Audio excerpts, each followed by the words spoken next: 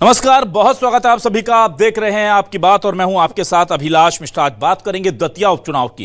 कहने को तो महज एक विधानसभा, लेकिन इसके लिए बीजेपी और कांग्रेस ने अपनी पूरी दम लगा दी है। इस एक विधानसभा चुनाव में सियासत के जितने रंग हो सकते हैं वो सारे रंग ऐसे छिटक कर बिखरे कि पूरे देश की निगाह दतिया उपचुनाव पर है। कभी नरोत्तम मिश्रा का गढ़ कहा जाने वाला दतिया, जब यहां से वो चुनाव हारे तो उस वक्त बीजेपी की सरकार दोबारा बनी से ज्यादा चर्चा इस बात की थी कि प्रदेश के नंबर 2 नेता और मुख्यमंत्री के बाद सबसे कद्दावर मंत्री कहे जाने वाले नरोत्तम मिश्रा इस सीट से चुनाव हार गए थे। इसके बाद बीजेपी ने यहां पर लगातार काम करने के दावे किए और राजेंद्र भारती की कुर्सी जब कोर्ट के फैसले के बाद चली गई और सुप्रीम कोर्ट से भी उन्हें राहत नहीं मिली तो उपचुनाव हुआ। उपचुनाव में जिस तरह से टिकटें कटी या जिस तरह से उम्मीदें टूटी वो भी चर्चा का विषय बना, चाहे बीजेपी हो या कांग्रेस। और उसके बाद बीजेपी ने जिस शिद्दत से यहां पर चुनाव प्रचार किया, यहां पर कैंपेन की, यहां पर काम किया, बूथ मैनेजमेंट के लिए बड़े बड़े दिग्गजों को यहां पर झोंक दिया, उससे साफ नजर आ रहा था कि बीजेपी इस सीट को लेकर कितनी ज्यादा गंभीर है।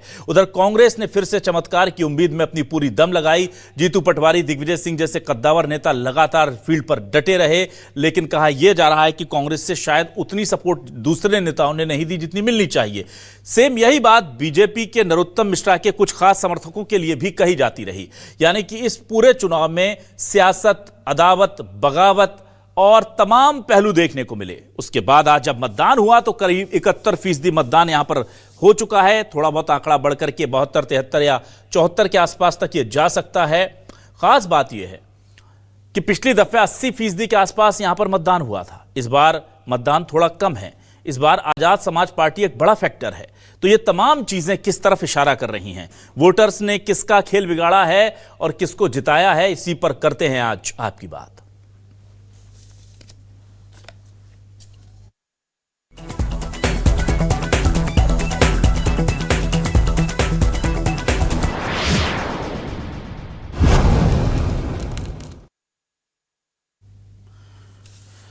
और आइए सबसे पहले हम आपको सुनाते हैं कि अपनी अपनी जीत का दावा कैसे किया जा रहा है। बीजेपी और कांग्रेस इस चुनाव में शुरू से ही अपनी जीत के दावे कर रहे हैं और मजेदार बात यह है कि दोनों ही पार्टियां कम से कम 20,000 के वोट के अंतर से खुद को जीतता हुआ बता रही हैं। दोनों के बयान सुनिए। वोट कमल के फूल पे डाला है, आदरणीय आशुतोष तिवारी जी को डाला है, भाजपा को डाला है। आप जब भी चुनाव प्रचार में निकले हैं आपने जनता का अभिवादन किया है। उन्होंने, कांग्रेस ने तो कह दिया कि मिश्रा जी तो हमारा हाथ का प्रचार कर रहे हैं। मैंने अभिवादन पहली बात तो हाथ हिला के किए ही नहीं है, विक्ट्री बनाई है या हाथ जोड़ा है। और दतिया के मैं हाथ ही जोड़ता हूँ, हिलाता कभी नहीं। तो क्या मानेंगे, किस तरह के मार्जिन के साथ बीजेपी की जीत की स्थिति? 20,000 से। अपार आशीर्वाद है, अपार समर्थन है। मतदाता जागरूक को और समझदार है। वो दतिया के विकास के लिए अपना आशीर्वाद कमल के फूल को दे रहा है, माननीय मोदी जी को दे रहा है, माननीय मोहन सरकार को दे रहा है। दतिया की जनता ने लोकतंत्र के महापर्व में उत्साह पूर्वक भाग लेकर विकास, सुशासन और स्थिर सरकार के पक्ष में मतदान किया है। जिस तरह से प्रचार अभियान के दौरान भारतीय जनता पार्टी को भारी जन समर्थन मिला, जनता ने केंद्र और राज्य सरकार की गरीब कल्याण की नीतियों के पक्ष में समर्थन किया। स्पष्ट तौर पर प्रमाणित है कि दतिया में भारतीय जनता पार्टी लंबे अंतर से चुनाव जीतने जा रही है। जनता का आशीर्वाद लगातार भारतीय जनता पार्टी की डबल इंजन की सरकार के साथ है। आज जनता जिस प्रकार से खुल के वोटिंग डाल रही है, कर रही है, तो ये कांग्रेस के पक्ष में रहेगा, ऐसा मुझे विश्वास है। दतिया की जनता भारतीय जनता पार्टी को तगड़ा करंट देने वाली है। 440 वोल्ट का उनका अहंकार जो 7वें आसमान पे है वो नीचे आएगा और कांग्रेस भारी बहुमत से जीतेगी। न्यूनतम 25,000, उससे काफी ज्यादा भी हो सकता है। दतिया विधानसभा का उपचुनाव सरकार वर्सेस दतिया की जनता था। जनता थी कांग्रेस के साथ। इस तरह से हमने इनको विजयपुर में इनके कैबिनेट मंत्री को हरा के धूल चटाई है। दतिया में इतने भारी अंतर से कांग्रेस के प्रत्याशी घनश्याम सिंह जी जीतने जा रहे हैं कि भारतीय जनता पार्टी अपने आप को, मुझे लगता है 2, 4, 5 साल संभलने में लग जाएंगे इनको। 2028 की वो वानगी अभी उपचुनाव में दिखाई दे जाएगी कि इनकी सरकार का तख्ता पलट होना लगभग तय है। ये कितनी भी कोशिश कर लें, मैं ये समझता हूं 3 तारीख को तकरीबन 25,000 मतों से कांग्रेस प्रत्याशी घनश्याम सिंह विजयी होंगे और भारतीय जनता पार्टी की 2028 में सरकार जाएगी। ये भी आज नोट कर लीजिए। और आइए देखते हैं आज के सवाल क्या है। सवाल लेकर आ रहे हैं आपके टेलीविजन स्क्रीन पर। सवाल ये रहे आपके सामने, दतिया उपचुनाव में बीजेपी की हो रही वापसी या कांग्रेस फिर बड़ा उलटफेर करेगी? विकास, अपराध या कोई और मुद्दा चला? ग्रामीण और शहरी वोटिंग में कौन सा पैटर्न दिखा? कांग्रेस ने अपनी जीत का कर दिया दावा, बीजेपी को अपने माइक्रो मैनेजमेंट पर भरोसा। दतिया उपचुनाव में वोटर ने कर दिया खेल, बीजेपी कांग्रेस किसका गणित हुआ फेल? आखिर किसके पक्ष में और किसके खिलाफ वोट हुआ है, यही जानने की कोशिश करेंगे हम अपने खास मेहमानों के साथ।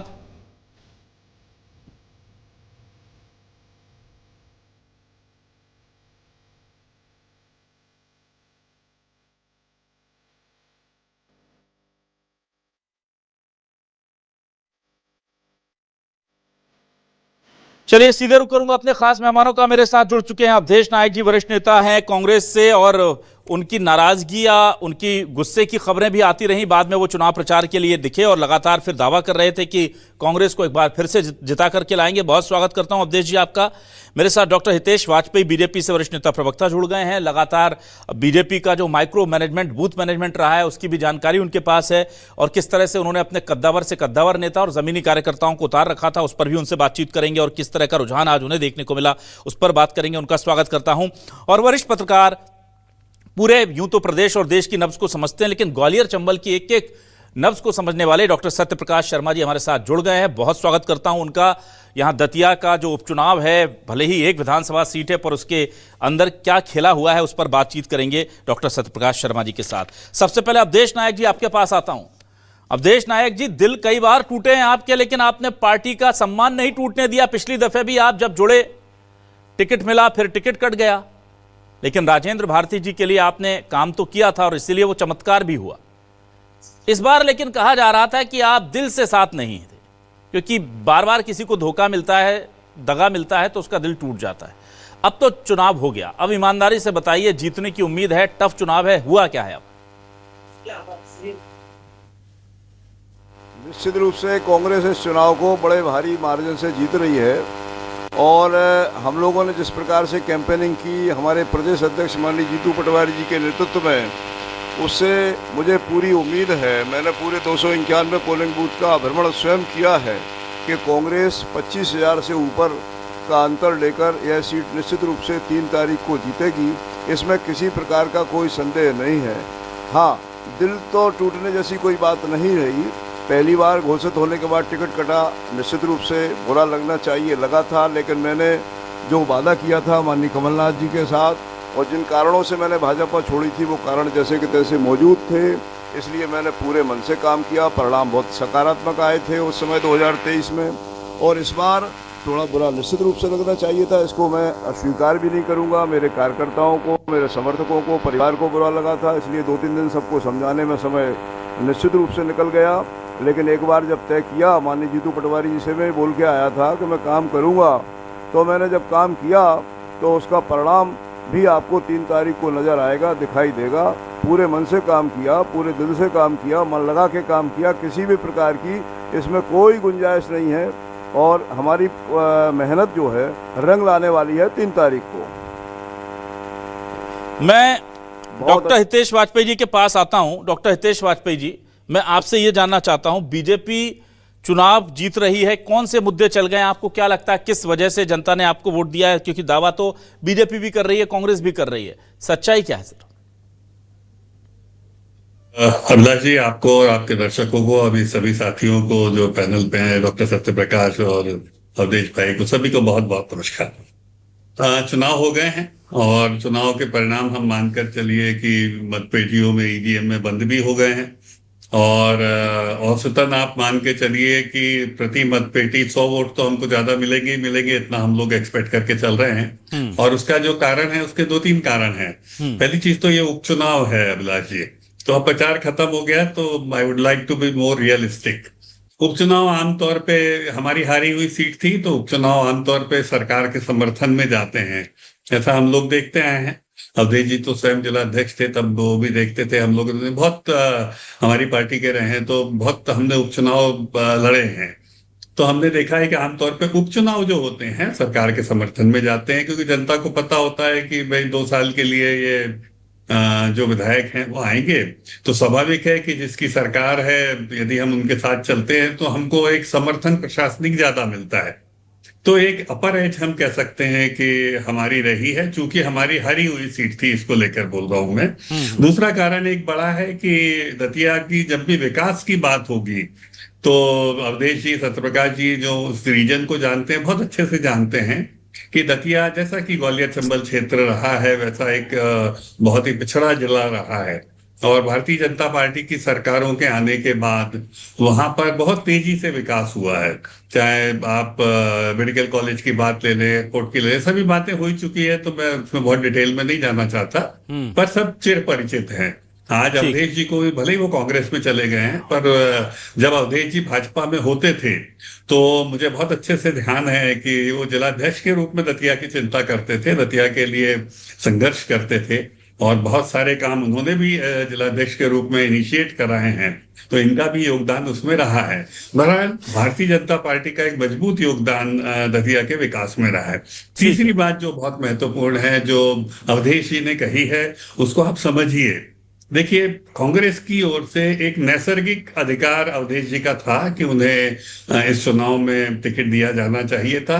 वो भी इसलिए कि चूंकि राजेंद्र भारती जी को बाधित किया जा चुका है कोर्ट के द्वारा, तो इसलिए कोई राजेंद्र भारती जी का हक मारकर टिकट लेने वाली बात तो थी नहीं इस बार। तो पिछली बार जब आम चुनाव में टिकट दिया जा रहा था, तब भी अवधेश जी जो थे क्यू में ही थे, तो स्वाभाविक है यदि उस क्यू को आप क्लियर करते तो पहला नाम राजेंद्र भारती जी का था, दूसरा अवधेश जी का था, तब भी आपने नहीं दिया, ओके फाइन। इस बार राजेंद्र भारती जी यदि अदालती हस्तक्षेप की वजह से यदि नहीं रहे सूची में, तो स्वाभाविक है कि उनका एक प्राकृतिक, मुझे लगता है कि अधिकार था, और सीट कांग्रेस की थी अभिलाष जी। तो कांग्रेस के पास खोने के लिए ज्यादा है इस सब अंतरकलह के तहत, या हम कह सकें जो इमोशनल बवंडर है, मैं उसको अंतरकलह नहीं करूंगा, अपना शब्द वापस लेता हूं क्योंकि अवधेश जी को शायद अच्छा नहीं लगेगा, पर हाँ, जो भावनात्मक बवंडर रहा है उसमें हमारे लिए एक अपर एज बनती है। ये 2-3-4 कारण है, और ये अच्छा मतदान, अच्छा, क्योंकि हम लोग बहुत प्रयास कर रहे थे, हर पूरे 251 बूथ की जिनकी बात अवधेश जी कर रहे हैं, हमने उस सब पे ऊपर बूथ की रचना की, और बहुत अच्छे से अवधेश जी जानते हैं कि भारतीय जनता पार्टी बूथ पर कैसे लड़ती है। तो मुझे लगता है हमको उसका परिणाम मिला है। ठीक है, डॉक्टर सत्यप्रकाश शर्मा जी के पास आता हूं मैं। डॉक्टर सत्यप्रकाश शर्मा जी, देखिए, ये बात सही है कि कांग्रेस इस सीट को अगर बचा ले जाती तो बड़ी चीज होगी, और बीजेपी के पास, चूंकि ये बात बिल्कुल सही है कि एक नेचुरल एज भी है कि आदमी चाहता है कि भाई ऐसे किसी पार्टी को टिकट जिता दिया जाए जिससे काम हमारे हो सकें। और अगर नॉर्मल चुनाव में होता तो पता नहीं होता कि सरकार किसकी होगी, पर अभी सरकार किसकी है बहुत क्लियर है। तो एक नेचुरल एज बीजेपी को जरूर है, लेकिन जब जनता बदलाव का, या जब जनता मन बना लेती है, तो फिर वो सारे समीकरण, सारा बूथ मैनेजमेंट धरा का धरा रह जाता है। ऐसे में आपको क्या लग रहा है, दतिया में इस वक्त जो वोटिंग हुई है किसके फेवर में गई है? थर्ड जो फैक्टर था आजाद समाज पार्टी का, क्या उसने कोई किसी को डैमेज किया है तो किसे किया है? और वोटिंग परसेंटेज किस तरफ इशारा कर रहा है?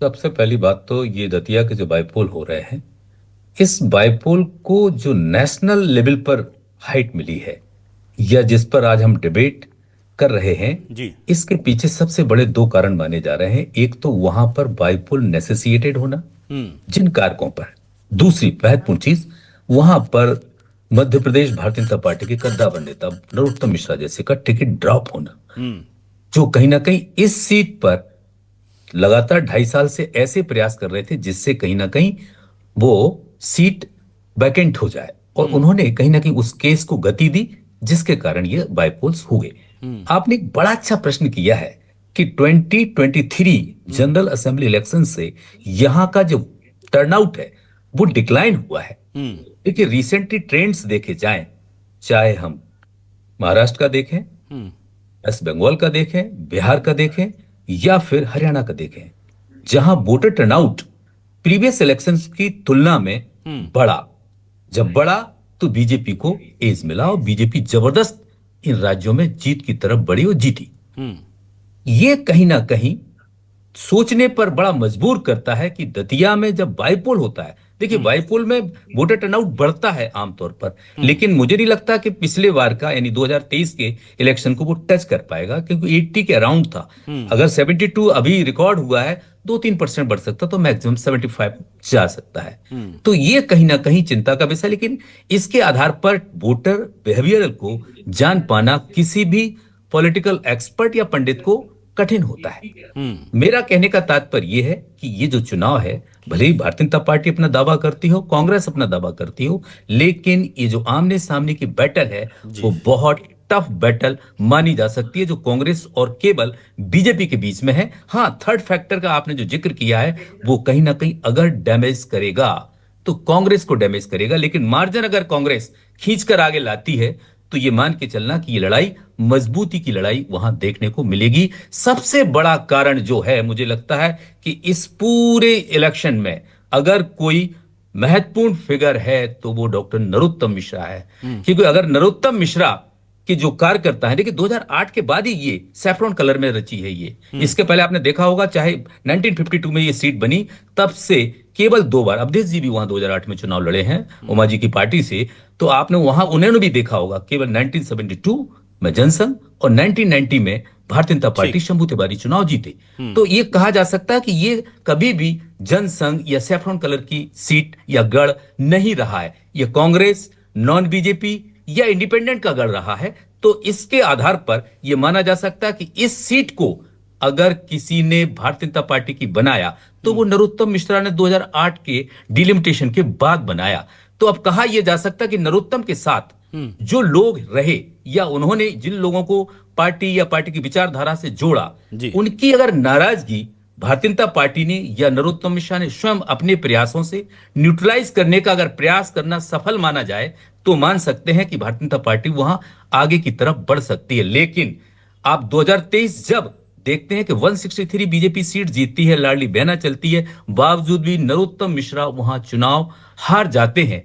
ऐसे में यह कहा जा सकता है कि इस बार ये जो इलेक्शन है ये इलेक्शन कहीं ना कहीं दोनों पार्टी की साख का चुनाव है। हालांकि नंबर्स पर दोनों पार्टी पर कोई प्रभाव नहीं पड़ेगा, लेकिन हाँ पॉलिटिकल जो इमेज है दोनों पार्टी की इस रिजल्ट से कहीं ना कहीं आगे की तरफ बढ़ती हुई दिखाई देगी। यस, ठीक है, मैं डॉक्टर हितेश वाजपेयी जी के पास वापस आता हूं। अवधेश जी से संपर्क हमारा बार बार टूट रहा था। अवधेश जी, क्या आप मुझे सुन पा रहे हैं? एक बार ट्राई कर लेते हैं। अवधेश जी, आप मुझे सुन पा रहे हैं?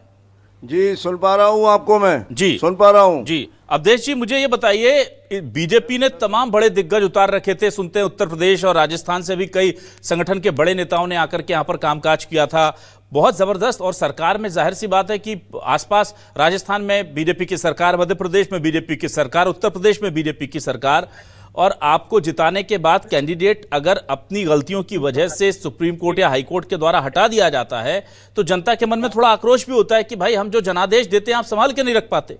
कमलनाथ जी को सरकार दी, कांग्रेसी छोड़कर चले गए, फिर राजेंद्र भारती जी को विधायक बनाया, वो फंस गए मामलों में। इसमें जनता का क्या दोष? वो तो उनका जनादेश था जिसको आपको पूरा निभाना था, उस जिम्मेदारी को उठाना था। तो ऐसे में किस तरह से आपने कन्विंस किया वोटर्स को, और क्यों आपको लगता है कि इतने बड़े संगठन बल के आगे बीजेपी के कांग्रेस को ही वोट करेगी पब्लिक? देखिए, कांग्रेस को इसलिए वोट कर रही है जनता जी क्योंकि कांग्रेस का जो हमारा प्रत्याशी है आदरणीय कुंवर घनश्याम सिंह जी, उनकी छवि बहुत साफ और बेदाग है। दूसरा जो विषय है वो विकास की बात जो आदरणीय हमारे डॉक्टर हितेश वाजपेयी जी बोल रहे थे, मैं उनको जयमाई बोलता हूँ, वो कह रहे थे विकास की बात। तो विकास का मुद्दा तो 2023 में भी दतिया में था और इससे ज़्यादा था, और सीधे सीधे डॉक्टर नरोत्तम मिश्रा ही प्रत्याशी थे। बावजूद इसके नरोत्तम मिश्रा को दतिया की जनता ने हराया। आदरणीय सत्यप्रकाश जी ने जो बात कही मैं उससे सहमत हूँ कि जब जनता कहीं भी चुनाव लड़ने लगती है तो जनता को कुछ नहीं दिखता सिवाय इसके जो उसको अच्छा लगता है। तो 23 में दतिया की जनता को यही अच्छा लगा कि भारतीय जनता पार्टी को हर हाल में हराना है। बावजूद इसके पूरे प्रदेश में भारतीय जनता पार्टी की लहर चल रही थी। कांग्रेस के हमारे कई दिग्गज चुनाव हार गए थे, परंतु दतिया में उस समय के सरकार के नंबर 2 मंत्री को दतिया की जनता ने हराने का काम किया। इसलिए विकास की बात तो दतिया में इस बार भी कहीं नहीं है। कोई विकास की चर्चा करता नहीं है, केवल भारतीय जनता पार्टी के लोग करते हैं, उसको जनता नकारती है। अगर भारतीय जनता पार्टी को अपने विकास के ऊपर भरोसा होता, जैसा कि आदरणीय वाजपेयी जी ने कहा, वाजपेयी जी से मेरे बहुत अच्छे संबंध हैं और जो उन्होंने मेरे बारे में कहा उसके लिए मैं उनको धन्यवाद भी देता हूं, लेकिन भारतीय जनता पार्टी के विकास के दावों को, सरकार के विकास के दावों को तो स्वयं भारतीय जनता पार्टी निरस्त कर रही है, क्योंकि उसके कैंपेनिंग में प्रदेश के अध्यक्ष, उप मुख्यमंत्री, दर्जनों मंत्री, दर्जनों सांसद, दर्जनों विधायक और एक एक पोलिंग पर एक एक विधायक, दो पोलिंग पर सांसद, इस तरीके से जो माइक्रो मैनेजमेंट इनका था, वो जब विकास हुआ था तो इतना सब करने की आवश्यकता क्या थी। फिर आज जो पोलिंग में देखा गया, आज के पहले धन बल, शराब और अन्य सब जो होता है प्रलोभन का, वो सब खूब चला 2-3 दिन में। आज भी कई स्थानों पर जिनमें जगना और सिरोल मतदान केंद्र की हमारे प्रत्याशी ने, हम लोगों ने शिकायत भी की है, सिजोरा में भी ऐसा हुआ है, बाकी भी शिकायत हुई है। फर्जी मतदान करते हुए लोगों को हम लोगों ने पकड़ा है, उसके वीडियो हैं। यह सब की आवश्यकता क्यों पड़ गई? तो विकास तो खारिज इनके स्वयं के भ्रष्टाचार के कारण दतिया की जनता ने किया है।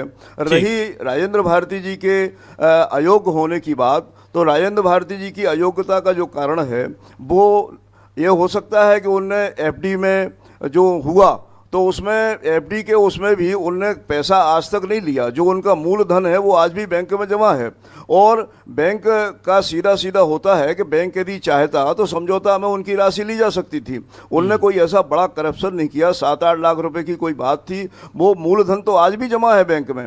लेकिन इसको गति किसने प्रदान की इस केस को?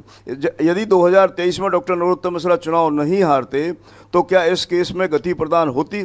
उन्होंने इसके पीछे पड़े वो, और इस स्थिति में पड़े पीछे कि आदरणीय राजेंद्र भारती जी गवाह थे, उन गवाहों को भी उन्होंने प्रभावित करने का काम किया, और उसके कारण से यह सब स्थितियां निर्मित हुई। और चुनाव कराने की कितनी तेजी थी भारतीय जनता पार्टी की और सरकार की कि रात को विधानसभा का सचिवालय खोला गया, 10:30, 11, 12 बजे मुख्य सचिव आकर निरस्ती का चुनाव आयोग को पत्र बनाते हैं और बाद में अयोग्यता का प्रमाण पत्र जारी होता है।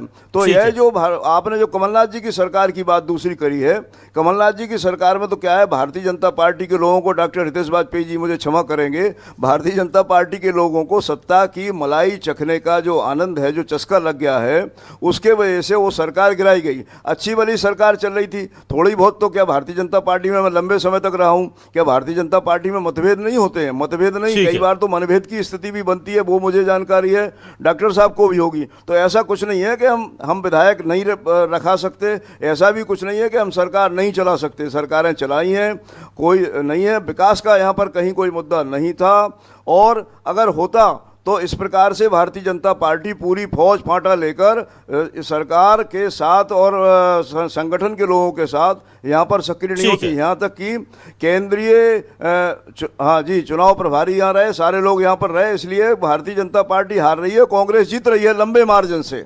जी ठीक है अवधेश जी, आप बने रहिए मेरे साथ में। डॉक्टर हितेश वाजपेयी जी आपके पास आता हूं। डॉक्टर हितेश वाजपेयी जी, देखिए बहुत टेक्निकली आपने बताया कि क्यों आपको वोट जनता करेगी, लेकिन मैं एक चीज सवाल जानना चाहता हूं कि अगर विकास के नाम पर वोट करना होता तो 2023 में नरोत्तम मिश्रा जैसा प्रखर और बड़ा कैंडिडेट आपने दिया था, उसके बाद फिर अब जब आप एक नया कैंडिडेट दे रहे हैं या दिया आपने, और विकास अगर नहीं हुआ तो उसके लिए क्या सिर्फ कांग्रेस का एक विधायक जिम्मेदार रह जाएगा, या जनता को यह नहीं दिखता अभी जो जिस चीज को आप कह रहे हैं कि भाई बीजेपी सत्ता में उसका एज मिलेगा, तो अगर जनता यह समझती है कि भाई बीजेपी सत्ता में है तो हम कोशिश करें कि सत्ताधारी दल का विधायक भेज दें ताकि काम अच्छे से हो सके, वो जनता यह भी समझती है कि अगर काम नहीं हुए तो वो इसलिए नहीं हुए क्योंकि हमने कांग्रेस का विधायक जिता दिया था और सत्ता में बीजेपी आ गई।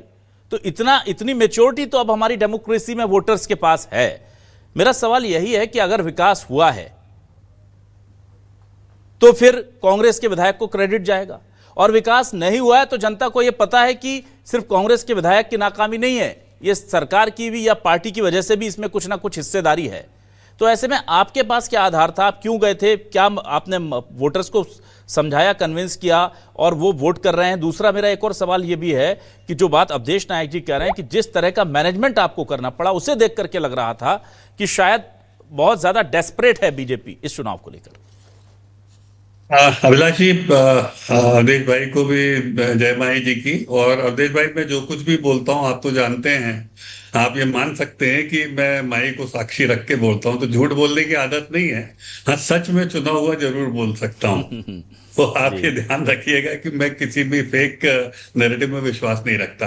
तो बिल्कुल जो अभिलाष जी ने सवाल किया है, मैं आपकी ही बात को और आगे बढ़ाता हूँ कि देखिए 2023 और आज में एक बहुत बड़ा अंतर यह है कि 2023 में मैं खुले मन से स्वीकार करता हूँ कि अवधेश भाई जब हमारे जिला अध्यक्ष रहे, सब कुछ रहे, तो आप मान के चलिए कि भाई 5-7 हजार जो वोट हैं उसका तो अवधेश भाई की वजह से ही हमको हो सकता है नुकसान हुआ हो।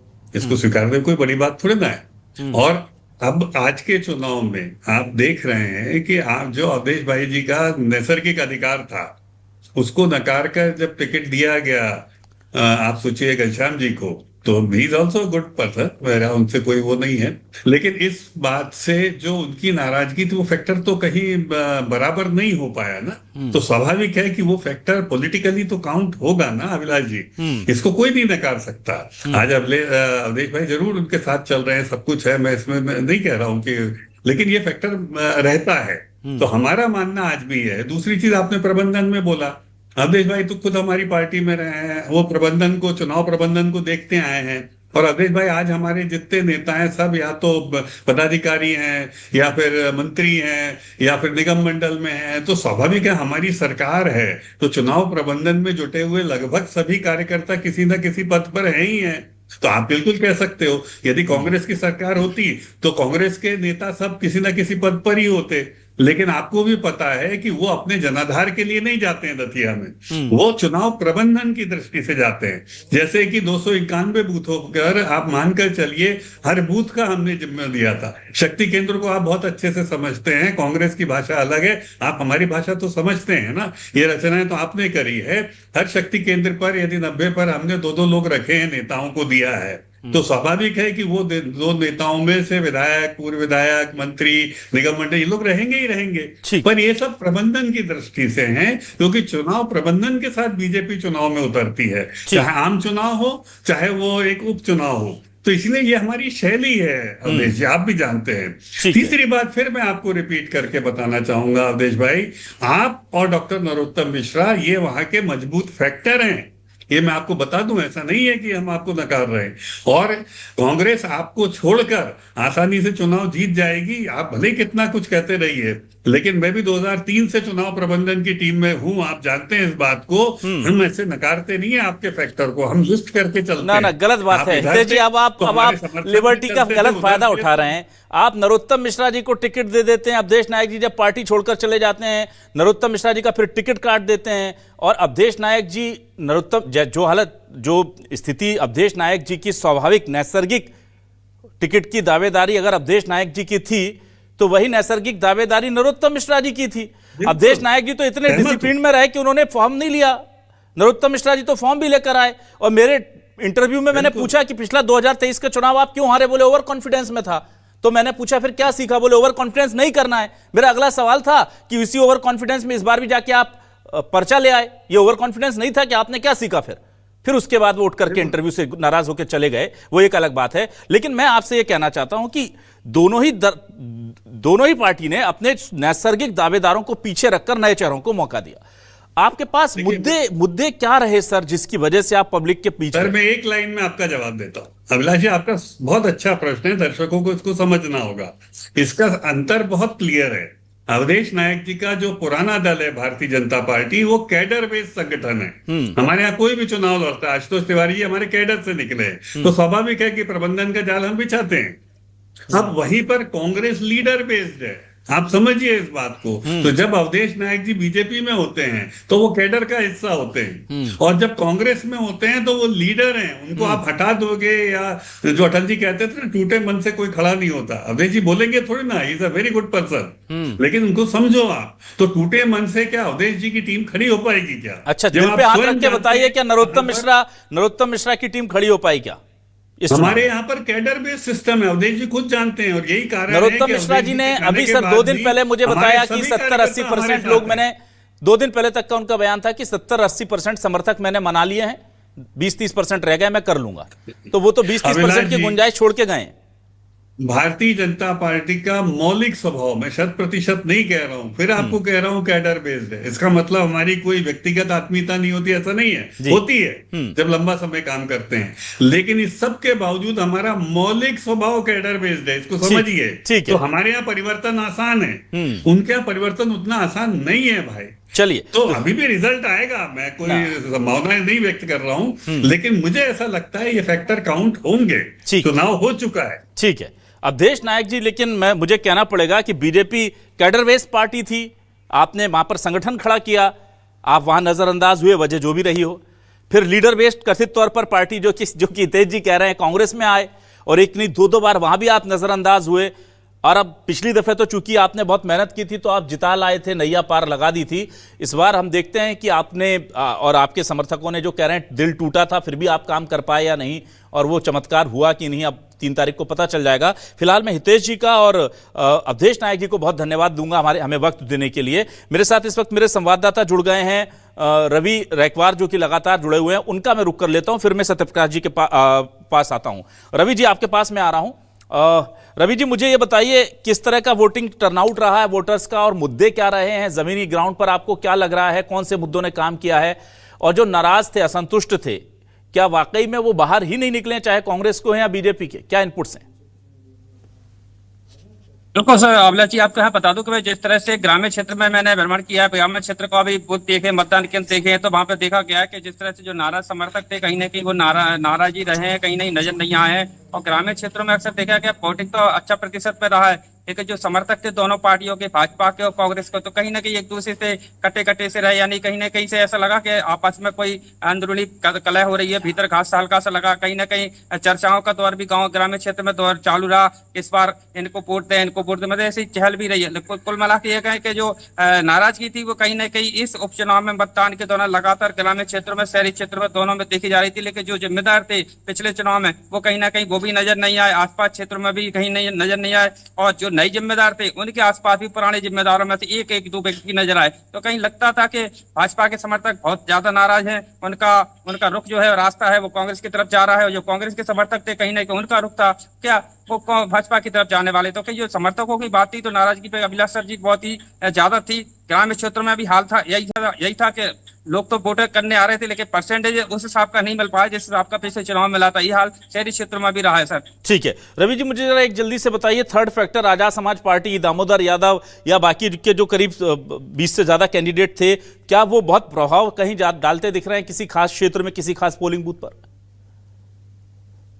देखिए, अगर हम आजाद समाज पार्टी की बात करें तो जिस तरह से आजाद समाज पार्टी ने अपना प्रभाव छोड़ा है, तो कहीं ना कहीं आसपास क्षेत्र के लोगों के वजह से रैली में जिस तरह से देखा गया, लेकिन लोकल क्षेत्र में अगर देखें तो आजाद समाज पार्टी का प्रभाव ज्यादा देखने को नहीं मिला है, क्योंकि जिस तरह से टक्कर त्रिकोणीय मानी जा रही थी, वो त्रिकोणीय श्रृंखला में नहीं थी, वो दो भाजपा और कांग्रेस के पीछे टक्कर मानी गई थी। लेकिन उनके जो समर्थक थे आजाद समाज पार्टी के, कहीं ना कहीं वो पोलिंग बूथ पे अक्सर नजर आए, आसपास क्षेत्रों में भी काफी नजर आए, लेकिन वो वोटर नहीं थे, उनके समर्थक थे आसपास क्षेत्रों के। तो कहीं ना कहीं उनका जो स्तर है वो थोड़ा सा डाउन रहा है बिल्कुल इस चुनाव में।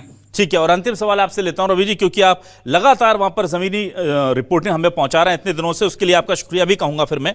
लेकिन मुझे यह बताइए, क्या जो दतिया में कहा जाता है कि ब्राह्मण समाज, कुशवाहा समाज, ओबीसी समाज, ये जो समाज का इकट्ठा होकर के वोट डालने का पैटर्न है, क्या इस बार वो टूट सकता है, या आपको लगता है इस बार भी समाज ने संगठित होकर वोट डाला है? ब्राह्मण समाज खासतौर से उस पर नजर है क्योंकि वो संगठित होकर वोट डालता था। इस बार ना नरोत्तम मिश्रा को टिकट मिला है, आशुतोष तिवारी को उधर से टिकट मिला, इधर से अवधेश नायक जी का टिकट कट गया। तो जो समाजों का फिक्स पैटर्न होता था एक साथ वोटिंग करने का, कंसोलिडेटेड वोटिंग करने का, वो दिख रहा है या वो टूटता नजर आ रहा है?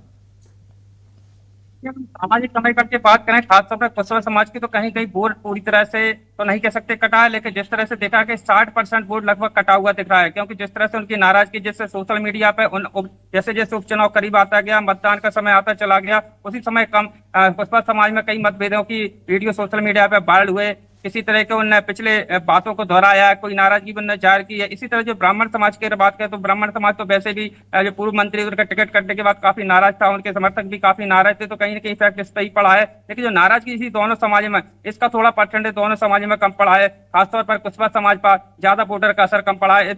इस वोटर की जो प्रतिशत था, जो पिछली बार प्रतिशत था, उससे बहुत ही कम इस उपचुनाव में देखने को मिला है सर। चलिए रवि जी, आपको और आपके साथ जो हमारे 4 संवाददाता वहां मौजूद थे, उन सभी को मेरी तरफ से शुक्रिया बहुत। आप लोगों ने बहुत मेहनत की है। कुछ एक दिन आप आराम कीजिए, रिजल्ट के दिन फिर आपको हम सुबह से आपके जरिए पूरे देश तक खबरें पहुंचाएंगे। बहुत शुक्रिया। मैं डॉक्टर सत्यप्रकाश शर्मा जी जल्दी से आपके पास आता हूं। डॉक्टर सत्यप्रकाश शर्मा जी, मुझे बताइए सामाजिक समीकरणों को लेकर के क्या स्थिति वहां बनती नजर आई है? कुशवाहा ब्राह्मण वोट और साथ ही साथ ओबीसी का जो वोट बैंक है उसका पैटर्न किस तरह का दिखा है? और जैसे कि रवि बता रहे हैं कि इस बार कंसोलिडेटेड वोटिंग शायद नहीं हुई है, किसको फायदा होगा सर, बीजेपी को या कांग्रेस को इसका? अभिलाष जी, आपने दोनों क्वेश्चन, एक तो आपने कंट्राडिक्टरी जो जवाब था हितेश जी का उस पर, और दूसरा आपके रिपोर्टर ने जो जानकारी दी और आपने उस पर उसका जो क्वेश्चन किया, बहुत ही ब्रिलियंट क्वेश्चन है। देखिए दोनों, बहुत शुक्रिया सर। पहले तो आपने एक चीज कही कि एक तरफ वो अवधेश जी को ये कहते हैं कि वो नैसर्गिक या नेचुरल कैंडिडेट थे। आपने बड़ा अच्छा जवाब दिया, क्या नरोत्तम मिश्रा उनसे कम नैसर्गिक थे भारतीय जनता पार्टी के लिए? जी। तो ये कहीं ना कहीं दोनों पार्टीज में है, ना केवल बीजेपी में, कांग्रेस में, बल्कि बीजेपी में। मुझे लगता है कि बीजेपी में ज्यादा, कांग्रेस में कम। अब आपने कहा कि ये बात बिल्कुल सत्य है कि मध्य प्रदेश में ग्वालियर चंबल रीजन वो क्षेत्र है जहां पर जाति आधारित राजनीति हावी रही है, चाहे वो इलेक्शंस रहे हों या फिर कोई भी पॉलिटिकल डिसीजन किसी मेजर पॉलिटिकल आउटफिट के द्वारा लिया गया हो। यहां पर आपने एक अच्छा कहा कि जो आपके रिपोर्टर की, मैं उससे भी बहुत प्रभावित हूं कि उन्होंने कहा, देखिए जो वहां कुशवाहा समाज है, यादव समाज है, ब्राह्मण समाज है और दलित, इन 4 का वोट मोस्टली 80% एक साइड जाता रहा है और उसका फायदा जिस पार्टी की तरफ गया उसको फायदा मिला, या जिस एक की तरफ गया तो दूसरी किसी पार्टी को, सेम आइडियोलॉजी वाली का यानी लाइक माइंडेड पार्टी को नुकसान हुआ। तो कहा यह जा सकता है यहां पर, इसके कारण कहीं ना कहीं नरोत्तम मिश्रा लगातार वहां चुनाव भी जीते। तो कहा यह जा सकता है कि जो दावे इस बार दोनों पॉलिटिकल पार्टीज के द्वारा किए जा रहे थे कि उनको इस जाति का या उस जाति का या उस जाति का वोट मिलेगा, देखिए भारतीय जनता पार्टी ने लगातार ये प्रयास किया कि देश के बड़े लीडर, जैसा कि आपने अपनी रिपोर्ट में भी बताया, देश के बड़े लीडर, स्टेट के बड़े लीडर या फिर लोकल वो लीडर जिनका इन्फ्लुएंस पर्टिकुलर उनके कम्युनिटी में है, उनको वहां पर उतारा। लेकिन इस बार आपने एक बहुत महत्वपूर्ण चीज देखी होगी, 1984 में जब इंदिरा जी का एरा था, उस समय इंदिरा जी के एरा के समय में जब 77 में इंदिरा जी हार गई, तो एक नया एक मूवमेंट लाना था देश के अंदर। तो उस समय उसी समय कांग्रेस के एक कवि थे, उनका मैं नाम याद नहीं आ रहा है, तो आपको याद होगा, जात पर न पात पर, इंदिरा जी की बात पर मोहर लगेगी हाथ पर। कांग्रेस ने कहीं ना कहीं इस इलेक्शन में उस चीज को, यानी जो कास्ट इक्वेशंस की बात करते हैं, उसको ब्रीज करने के लिए डिकेड्स लॉन्ग अपने स्लोगन को रिवाइव किया है। क्यों? क्योंकि वहां पर जिस कम्युनिटी के व्यक्ति को कांग्रेस ने टिकट दिया, उनका मेजर वोटर वहां पर नहीं है। तो कहीं ना कहीं ये जो आपने जातियां बताई या जो कम्युनिटीज बताई जिनमें अच्छा वोट बैंक वहां पर है, उन पर बीजेपी का फोकस रहा। लेकिन कांग्रेस ने एक ये नारा दिया, इस नारे ने कहीं ना कहीं जो हालात पैदा हो गए वहां, चाहे वो अवधेश नायक की, मैं मान के चलता हूं अवधेश नायक के समर्थकों की नाराजगी हो सकती है, लेकिन उसका परसेंटेज 20 होगा। लेकिन नरोत्तम के लोगों की नाराजगी का परसेंटेज, यानी टोटल नाराजगी का परसेंट की बात कर रहा हूं मैं, नाराजगी पर बात करें तो 80% होगा जी। तो मैं ये कह सकता हूं कि नरोत्तम की नाराजगी अगर बावजूद उनके बड़े प्रयासों के बाद उनके कार्यकर्ताओं में बनी रही होगी, तो वो कहीं ना कहीं इस चुनाव को बड़ा प्रभाव डाल सकते हैं। नरोत्तम मिश्रा का जो वजूद उस कॉन्स्टिट्यूंसी में रहा है, वो ना केवल ब्राह्मण वोटर्स पर रहा, बल्कि मैं ये मान के चलता हूं उनका हर कम्युनिटी में प्रभाव था। और उनके जो कार्यकर्ता थे, भले ही वो भारतीय जनता पार्टी के कार्यकर्ता थे, लेकिन वो उनसे पर्सनली कनेक्ट रहे, क्योंकि इसी कारण से आपने एक मेजर चीज देखी, लगभग 10,000 लोगों ने, चाहे हाईवे ब्लॉक किया हो, स्ट्रीट ब्लॉक की हो, या फिर मास लेवल पे रेजिग्नेशन आया हो। ये देश में पहली बार आपको भारतीय जनता पार्टी 2014 से जो नई बनी है उसमें ये देखने को मिला हो। जी बिल्कुल, बहुत अच्छे से आपने विश्लेषण किया। बहुत शुक्रिया डॉक्टर सत्यप्रकाश शर्मा जी हमारे साथ जुड़ने के लिए आपका। और ये जाहिर सी बात है कि दतिया उपचुनाव जो है बेहद दिलचस्प है, और आने वाले सियासत जो है देश की, या जो चुनाव होने हैं प्रदेश के खास तौर से, उसकी कहीं ना कहीं झलक दिखा के जाएगा 2028 के चुनाव की, ये मानकर चलिए। मेरे साथ इस वक्त वरिष्ठ पत्रकार दिनेश गुप्ता जी जुड़ गए हैं, उनके साथ मैं मुखातिब हो जाता हूं। दिनेश जी, नरोत्तम मिश्रा की शान जो है वो दांव पर रही थी वहां, और कांग्रेस ने चमत्कार की फिर से उम्मीद करके लगातार कैंपेन किया। आज वोटिंग हो गई है करीब करीब 6 से 7%, अभी मोटा मोटा अनुमान है, वो कम वोटिंग परसेंटेज रहा है पिछली दफे 80 के आसपास था, इस बार 74 के आसपास जाता दिख रहा है। कैसे देख रहे हैं सर पूरे वोटिंग पैटर्न को, और किसको फायदा दिख रहा है आपको, किसको नुकसान दिख रहा है? देखिए, यदि वोटिंग परसेंटेज कम होता है तो हम ये मानेंगे कि नॉर्मल वोटिंग परसेंट है। यदि आप 2023 का वोटिंग परसेंट छोड़ देंगे तो बाकी भी जो है 73, 74, 75 के आसपास ये परसेंटेज रहता है जी। जो 23 का वोटिंग परसेंट था वो एंटी इनकम्बेंसी का वोट था और नरोत्तम मिश्रा के खिलाफ नाराजगी का वोट था कि लोगों ने जो है नाराजगी में वोट दिया, और उसका नतीजा हमने देखा कि लाडली बहना के बावजूद, सब कुछ के बावजूद नरोत्तम मिश्रा चुनाव हार गए। तो अब यदि पोलिंग परसेंटेज कम हो रहा है तो इसका तात्पर्य ये कतई नहीं है कि भारतीय जनता पार्टी के खिलाफ जाएगा या कांग्रेस के खिलाफ जाएगा। सबसे महत्वपूर्ण चीज इसमें यह है कि जो नरोत्तम मिश्रा का पर्सनल सपोर्टर है उसका रोल क्या रहा और उसने वोट किस तरफ किया होगा, ये जो है इस पर पूरा चुनाव टिका हुआ है। क्योंकि जो पार्टी के लोग हैं वो तो उनको तो कोई समस्या नहीं रहती भारतीय जनता पार्टी के भीतर, वो तो अपनी पार्टी को ही वोट करते हैं। लेकिन जो पर्सनल फॉलोअर होता है, जो पार्टी से नहीं होता, उसको लेकर ज़्यादा लोगों का जो है अनुमान है कि वो शायद खिलाफ होगा। क्योंकि नाराजगी उसी की थी, हाईवे उसी ने जाम किया, वो उसका कोई पार्टी से कोई लेना देना नहीं था। पोलिंग स्टेशन पर नरोत्तम मिश्रा अपने लोग बैठाते थे, उसमें भी पार्टी के लोग नहीं होते थे। तो जो कैंप बंद है भाई जी, बोलिए सर। तो वो जो उनकी जो स्थिति है वहाँ नरोत्तम मिश्रा जी वाला, वो एंगल बहुत महत्वपूर्ण है। वहाँ घनश्याम सिंह से भी ज़्यादा महत्वपूर्ण एंगल है नरोत्तम मिश्रा के आंसू, या उनका जो जिस तरह से पार्टी ने एक इस उपचुनाव में अपने आप को अलग किया, तो वो एक लोगों के लिए वहाँ कहीं ना कहीं एक नाराज़गी का सबब बन रहा है। आशुतोष तिवारी के लिए वो चुनौती बन रहा है कि वो कैसे उन लोगों को मनाए। आशुतोष तिवारी का खुद भी उतना कनेक्ट दतिया में नहीं रहा, अन्यथा आप देखिए ना कि भारतीय जनता पार्टी का पूरा संगठन वहाँ जमा रहा, इसके बावजूद वहाँ नॉर्मल इलेक्शन नहीं हो पाया। कांग्रेस ने अपनी पूरी ताकत वहाँ दिखाई, कोई गुटबाजी नहीं दिखी, किसी तरह की चीज़ें नहीं दिखी। वो अवधेश नायक का एक इंसिडेंट है, अवधेश नायक तो मूलतः आप देखिए ना आए भी तो भारतीय जनता पार्टी से थे ना, उनको पार्टी ने टिकट नहीं दिया, उस पर वो नाराज थे। तो वो कितना इफेक्ट वो डालेंगे, क्योंकि वहाँ नरोत्तम मिश्रा यदि चुनाव जो है वहाँ उन्होंने कितना भी प्रचार किया है, वो कितना मैसेज दे पाए, कितनी नाराजगी दूर कर पाए, ये उस पर डिपेंड ज़्यादा करता है। ठीक है, मेरे साथ इस वक्त घनश्याम पिरोनिया जी जुड़ गए हैं, बीजेपी से वरिष्ठ नेता, पूर्व विधायक, उनका भी स्वागत कर लेता हूं। पिरोनिया जी, बीजेपी तो 20-25 हज़ार मतों से जीतने का दावा कर ही रही है, और अभी 2-3 दिन तक आप ये दावा और कर सकते हैं, 3 तारीख तक।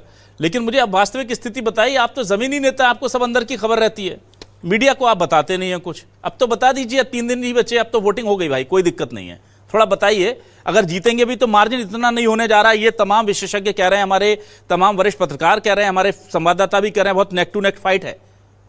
और पहले दिन से 20-25 पे आप बोल रहे हैं, अभी तक बोल रहे हैं, कुछ इसको इम्प्रोवाइज कर लीजिए, थोड़ा कम ज्यादा कर लीजिए, ठीक ठीक लगा लीजिए सर, जिसको कहते हैं अपनी चालू भाषा में। देखिए, जीत तो जीत होती है। हाँ बिल्कुल, जीत तो जीत होती है, और जीत भारतीय जनता पार्टी की होगी, ये भी सुनिश्चित है।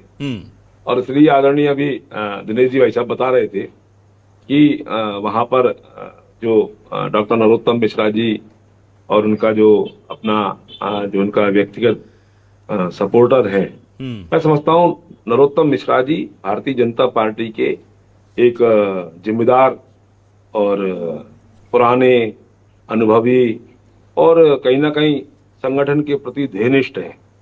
और संगठन के प्रति ध्येयनिष्ठ होने के नाते वो अपने किसी भी कार्यकर्ता को, मैं समझता हूं, पटरी से बाहर नहीं जाने दिया होगा। और उन्होंने सब एक एक कार्यकर्ता को जिस प्रकार से उन्होंने मेहनत करी है, सबने देखा है, और उन्होंने सबको लगा करके भारतीय जनता पार्टी पुनः दतिया में कैसे विजयी हो, इस हेतु उनका सब तरफ से उनका प्रयास रहे, काम भी किया, सब देखा भी सब लोगों ने। दूसरा रही इतनी सी बात है वो आंसू को लेकर के जिस प्रकार का बात है, मैं हमेशा कहता हूँ उनका एक एक गिरा हुआ आंसू कई कई कमल के फूल खिलाने में सहायक सिद्ध हो रहा है।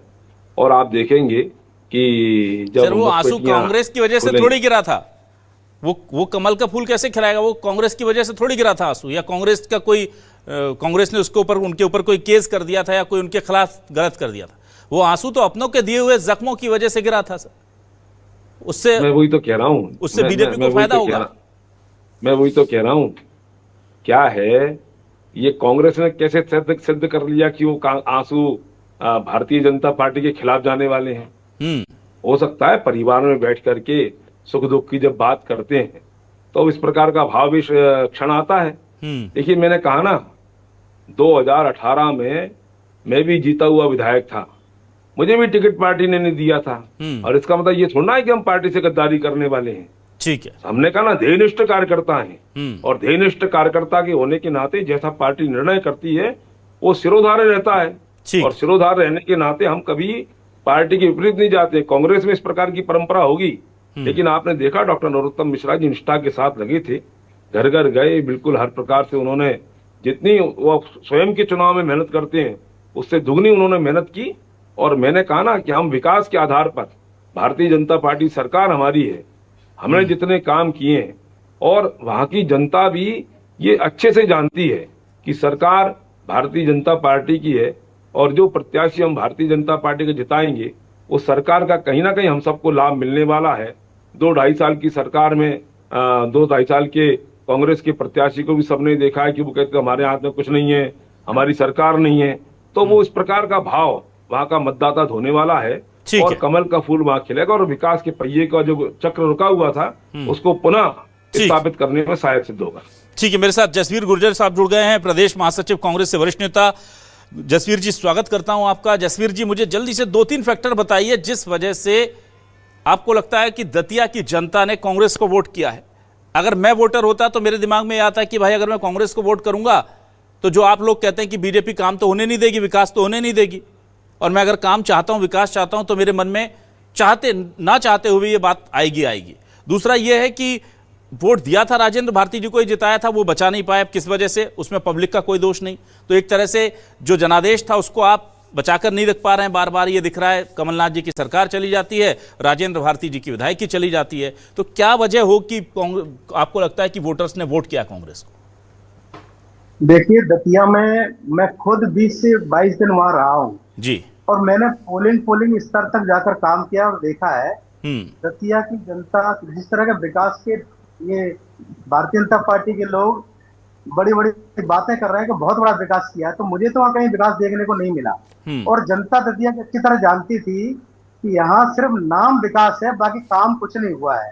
हवाई बातें बहुत थी, पब्लिक के दिमाग में था, और एक जो बहका वातावरण भारतीय जनता पार्टी ने वहां के वोटरों के अंदर बना रखा था, उस बहके वातावरण से बाहर निकलने के लिए, दतिया को भयमुक्त बनाने के लिए लोगों ने कांग्रेस को वोट किया। 2023 में भी यही बिंदु थे जिन कारण से भारतीय जनता पार्टी को हराकर कांग्रेस को जिताने का काम किया था, और 2026 के इस उपचुनाव में भी भारतीय जनता पार्टी को हराने के लिए दतिया ने एकजुट होकर वोटिंग की है। और जनता के दिमाग में सीधा फैक्टर ये था कि जो भारतीय जनता पार्टी का मैनिफेस्टो था या जो बातें वहां की गई थी वो धरातल पर बिल्कुल नहीं थी, सिर्फ और सिर्फ हवाई बातें थी। कितने वोट से जीत रहे हैं आप, क्या लग रहा है जसवीर गुर्जर जी? हम 20 से 25 हजार वोटों से जीतेंगे, ये निश्चित है। और ये मैं नहीं कहता, ये दतिया की जनता क्या जनता बोल रही है, और एक एक व्यक्ति से आप पूछिए जाकर, दतिया की जनता खड़े होकर रोड पे चिल्लाने का काम कर रही है कि कांग्रेस, आज वोटिंग खत्म हुई है, रेट तो 3 तारीख को आएगा, लेकिन दतिया की जनता ने रेट आज ही दे दिया है, और आज से ही लोगों कहना चालू हो गया कि कांग्रेस बड़े बहुमत से जीत रहे। ठीक है दिनेश गुप्ता जी, अगर मान लीजिए कांग्रेस जीतती है तो बीजेपी में हार का ठीकरा किसके सर फूटेगा? नरोत्तम मिश्रा के सर, जिनके लोगों ने कथित बगावत कर दी थी, या प्रदेश अध्यक्ष और सीधे तौर पर मैं कहूं तो प्रदेश के मुखिया के ऊपर, क्योंकि टिकट उनसे पूछकर दिया गया होगा, टिकट उनसे पूछकर कटा होगा, यह मान के रखा जा सकता है, 2 बड़े लीडर हैं, तो किसको नुकसान होगा? और अगर उल्टा होता है तो क्या जीतू पटवारी के ऊपर अब बड़ा एक्शन होगा? क्योंकि लगातार हम देख रहे हैं कि बहुत दबाव में है वो, उनको वरिष्ठ नेताओं का सहयोग नहीं मिल रहा है, तो किससे नुकसान होगा अगर हारते हैं बड़े नेता तो? देखिए पहले जी अभिलाष जी, पहले तो आप ये देखिए कि यदि दतिया हार जाते हैं तो विजयपुर के बाद ये लगातार दूसरी हार होगी जो भारतीय जनता पार्टी को इसका सामना करना पड़ेगा। और जो मौजूदा नेतृत्व है वो कहीं ना कहीं उसके लीडरशिप पर भी सवाल खड़े होंगे।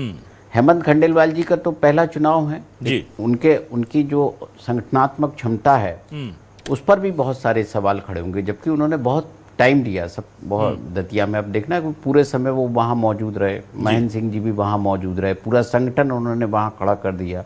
इसके बावजूद यदि वहाँ नाराजगी थी तो इसका मतलब ये है कि संगठन टिकट देने से पूर्व चीज़ों का अनुमान नहीं लगा पाया था। तो जब आप एक इलेक्शन में एक अनुमान नहीं लगा सकते तो फिर 230 सीटों पर आप क्या करेंगे जब ये चुनाव होगा?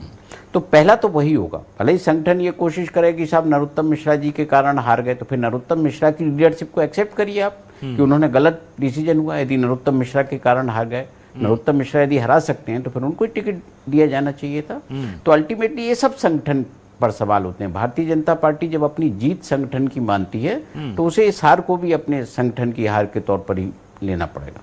जहाँ तक आप देखिए कांग्रेस की स्थिति है, कांग्रेस में जीतू पटवारी के लिए एक चैलेंज तो है ये चुनाव। उन्होंने पूरी वहाँ मेहनत की, सारे नेताओं को लाने की कोशिश की, तब भी देखिए एक जो जनरेशन गैप है कांग्रेस के भीतर, जो संवाद की जो कमी है वो कहीं ना कहीं दिखाई देती है। हमने देखा था ना कि उज्जैन का जो मामला था जिसमें दिग्विजय सिंह जी ने जीतू पटवारी के आरोपों का जिस तरह से खंडन किया था, सरकार पर लगे आरोपों का, तो एक डिस्टेंस तो है, एक खिंचाव तो है।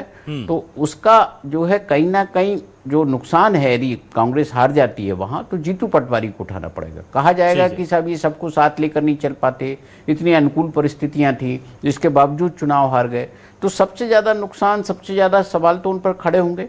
और फिर वही है कि पार्टी के 28 में उनके साथ जाना चाहेगी, इस तरह की लीडरशिप को आगे ले जाना चाहेगी, तो उनको भी जो है एक रिस्क तो है।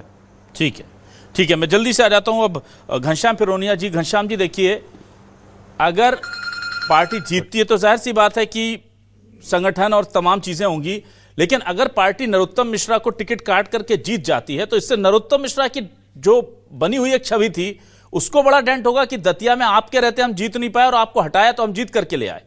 तो नरोत्तम मिश्रा के लिए ये थिंग बहुत, मुझे लगता नहीं कि बहुत इंपॉर्टेंट चीज हो जाएगी कि वो जीतें, अगर मैं प्रैक्टिकली सोचूं, प्रैक्टिकली बात करूं तो। इसलिए क्या ये खतरा है कि नरोत्तम मिश्रा भले ही पार्टी के साथ रहे हों लेकिन उनके समर्थक जो हैं वो नहीं आ पाए? नहीं, देखिए मैंने पहले ही कहा ना कि नरोत्तम मिश्रा जी संगठन व्यक्ति हैं, संगठन को सर्वोपरि वो मानते हैं और सब कार्यकर्ताओं को उन्होंने लगाया है, भारतीय जनता पार्टी जीतेगी।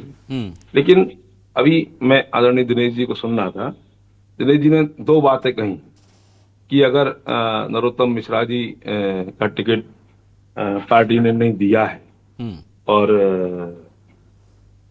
पार्टी को उनको टिकट देना चाहिए था। देखिए मैंने निवेदन करता हूं, भारतीय जनता पार्टी में सामूहिक निर्णय रहता है जी, और सामूहिक निर्णय होने के बाद में जो निर्णय होता है उसको सर्वोपरि माना जाता है, मानना चाहिए कार्यकर्ता होने के नाते। और इसलिए ये कहना कि साहब अभी कि उनको टिकट मिलता तो जीतते, मुझे भी टिकट मिला था 23 में, मैं भी हार गया था। नरोत्तम मिश्रा जी को भी 23 में टिकट मिला था, वो भी हार गए थे। अब पार्टी ने तय किया, वो हम सब मानते हैं उसको। इसलिए व्यक्ति हमारे यहाँ बड़ा नहीं रहता है, संगठन सर्वोपरि रहता है। और इसलिए नरोत्तम मिश्रा जी ने जो उनके स्वयं के सपोर्टर हैं वो भी सब भारतीय जनता पार्टी के कार्यकर्ता हैं, सबको उन्होंने लगाया है और सब लोगों ने मिलकर के आशुतोष तिवारी जो कमल का फूल हमारा रहता है उसको कैसे जिताएं, इस हेतु सब लोगों ने काम किया है। दूसरी रही बात, कांग्रेस के हमारे विद्वान प्रवक्ता कह रहे थे कि उन्होंने घूमे हैं, देखा है, कहीं विकास नहीं हुआ है। भाई देखिए क्या है, आप अपना चश्मा उतार करके देखते तो आपको दिखता कि दतिया की सड़कें पहले कैसी थी अब कैसी हैं। आपको दिखता कि दतिया में पहले पानी नहीं मिलता था पीने के लिए, वो पानी मिलना प्रारंभ हुआ। आपको दिखता कि पहले मेरा पूरा बात हो जाए मेरी, वहां पर पहले हवाई अड्डा नहीं था। हवाई अड्डा घनश्याम, ये सब तो 2023 में कर दिया था ना आपने। मेडिकल आप विकास की बात 2023 के बाद की कीजिए ना, 2023 में सब विकास होने के बाद हरा दिया था ना। मैं कह रहा हूँ दिखा नहीं इनको, अभी भी दिख रहा है लोगों को। तो विकास तो बहुत हुए। 2023 के बाद क्या विकास हुआ दतिया में? आप 18 में विधायक थे, उसके बाद आप प्रत्याशी थे ना, इनको पूछना चाहिए। ठीक है, प्रत्याशी थे वहां पर, इनका विधायक थे वहां पर। जसवीर जी आप चलिए, बहुत अच्छा सवाल। चलिए मैं घनश्याम पिरोनिया जी का सवाल ले लेता हूं। एक मिनट पिरोनिया जी, आपका सवाल ले रहा हूं। जसवीर गुर्जर जी, पिछले 2.5 सालों में राजेंद्र भारती ने ऐसा कौन सा काम किया है कि लोगों को लगे कि यार कांग्रेस को वोट करेंगे तो अच्छा काम होगा? बताइए, कौन सा बड़ा काम, कौन सा बड़ा प्रोजेक्ट ला दिया, कौन सा बड़ा निर्माण करा दिया, मेडिकल कॉलेज, क्या कर दिया राजेंद्र भारती जी ने अपने प्रयासों से, या वो नहीं कर पाया आप सरकार की वजह से? तो आप ये बता दीजिए कि कौन सा बड़ा जन आंदोलन खड़ा कर दिया जिसने प्रदेश भर की निगाहें अपनी तरफ खींची हो? और क्यों वोट मिलना चाहिए आपको? इसलिए वोट मिलना चाहिए। विधायक निधि से जितने काम वो करा सकते थे, आप विधायक निधि से उन्होंने सारे काम कराने का प्रयास किया। दूसरी बात, जनता के जो बेसिक मुद्दे थे उन पर हमेशा मुखर होकर बोलते रहे, हमेशा जनता की लड़ाई लड़ते रहे। और सरकार के अभाव में, सरकार के दबाव में, वहां पर वो जो काम करने चाहिए सरकार से, वो सरकार ने उनकी बातें नहीं सुनी, ना मानी, क्योंकि उन्होंने एक तरह से उनको बिल्कुल अनदेखा कर दिया था भारतीय जनता पार्टी सरकार ने। यही कांग्रेस की परंपरा है, काम करेंगे नहीं। बोलने दीजिए पिरोनिया जी, बोलने दीजिए। हो गया पिरोनिया जी, बोलने दीजिए जसवीर जी को। बता देना चाहता हूँ, जनता जानती है कि किसको वोट। पिरोनिया जी आप बोलने दीजिए, आप बोल रहे थे वो सुन रहे थे। पिरोनिया जी आप बोलने दीजिए जसवीर जी को, वो सुन रहे थे, आप प्लीज बोलने दीजिए जल्दी से। जसवीर जी खत्म करेंगे, फाइनल कमेंट में दिनेश जी से लूंगा। आप अभी कह रहे थे कि व्यक्ति बड़ा होता है संगठन, हमारे यहाँ व्यक्ति बड़ा होता नहीं होता, संगठन बड़ा होता है। तो जो लोग नरोत्तम मिश्रा जी का टिकट करने के बाद रोड पर खड़े थे, क्या वो पार्टी से बड़े लोग थे? क्या पार्टी से ऊपर उठकर ये आंदोलन कर रहे थे? ना ठीक। जसवीर जी कोई ऐसा काम गिना सकते हैं जिसके आधार पर आपने वोट मांगा हो? एक काम बताइए, एक काम बताइए जब से आप विधायक बने। मांगा है हमने विधायक निधि, जितने काम कराए जाते विधायक निधि से काम कराए थे, ठीक है। विधायक निधि से तो सारे लोग काम करा लेते हैं सर। जो 50% विधायक हारते हैं वो भी तो विधायक निधि से काम करा लेते हैं। दिनेश गुप्ता जी के पास जाता हूँ। ना सर, समय खत्म हो गया। मैं बस दिनेश गुप्ता जी 10 सेकंड बचे। ये कांग्रेस का काम है, हमें वोट दो। चलिए ठीक है, समय खत्म हो गया। दिनेश जी के पास आने दीजिए। घनश्याम जी, जसवीर जी प्लीज। कुछ कर नहीं पा रहे। ठीक है ना घनश्याम जी, ठीक है। और सरकार के साथ में ही वोट देने ठीक है घनश्याम जी, सरकार उसका प्रत्याशी जीता है, ठीक, ये वहां के जागरूक मतदाताओं ने तय किया। ठीक है घनश्याम जी, हो गया। मैं दिनेश जी के पास आ रहा हूं बस। दिनेश जी, बहुत संक्षेप में, बहुत अजीब सा सवाल मेरे दिमाग में है, जाते जाते पूछने की हिम्मत कर रहा हूं। एक बड़ा वर्ग है बीजेपी में जो नरोत्तम मिश्रा को बढ़ता देखना नहीं चाहता। बिना लाग लपेट के बात करता हूं, आप जानते हैं, इसलिए कई बार नाराजगी भी रहती है बीजेपी कांग्रेस के बड़े नेताओं की मुझसे। क्या बहुत मुफीद मौका है कि नरोत्तम मिश्रा एक्सपोज हो चुके हैं बगावत के कथित पीछे होने की वजह से, और अगर एक सीट गवा दी जाती है तो ग्वालियर चंबल अंचल से नरोत्तम मिश्रा का जो कद है वो हमेशा के लिए धराशायी हो सकता है? क्या ऐसी भी कोई आशंका नजर आती है? नहीं, बिल्कुल। ये जिस तरह से टिकट काटी गई, ये बिल्कुल सुनियोजित चीज थी। एक कहीं ना कहीं जो चैलेंज नरोत्तम मिश्रा के तौर पर मिल रहा था पार्टी के भीतर, उसको रोक दिया है कहीं ना कहीं। और अब आप आगे की भी जो संभावना है, नरोत्तम मिश्रा जी के जिस तरह का प्रदर्शन समर्थकों ने किया, इस तरह की चीजें भारतीय जनता पार्टी में होती नहीं है। और भारतीय जनता पार्टी ऐसी चीजों को बढ़ावा भी नहीं देती है कि उन्होंने जो है इस तरह के बाद कोई दबाव में आ जाए। तो एक तरह से उस पूरे रीजन में आप देखिए, नरोत्तम मिश्रा को अपनी सियासत को भी नए सिरे से पुनर्विचार करना पड़ेगा। पार्टी में उन्हें अपनी जगह बनाने के लिए भी बहुत जद्दोजहद करनी पड़ेगी, क्योंकि एक चुनाव हारने का मतलब ये होता है कि आप हजारों ऐसे लोगों की भीड़ में खड़े हो जाते हैं जिनकी कोई पहचान उसके बाद बचती नहीं। ठीक सर, ठीक है। समय कम है, खत्म हो गया है समय, लेकिन जरूरी यह है कि अब जनता ने किस पर वोट किया है, किसे जिताया है, उस पर मंथन तो लोग करते रहेंगे बाहर। दतिया की जनता चैन की नींद सोएगी, जिसे चुनना था चुन लिया। 3 तारीख को रिजल्ट आएगा, न्यूज़ 24 सबसे पहले उसे आपको बताएगा। बहुत शुक्रिया करूंगा मैं घनश्याम पिरोनिया जी का, जसवीर जी का और दिनेश गुप्ता जी का हमारे साथ जुड़ने के लिए। तमाम दर्शकों का बहुत शुक्रिया, नमस्कार।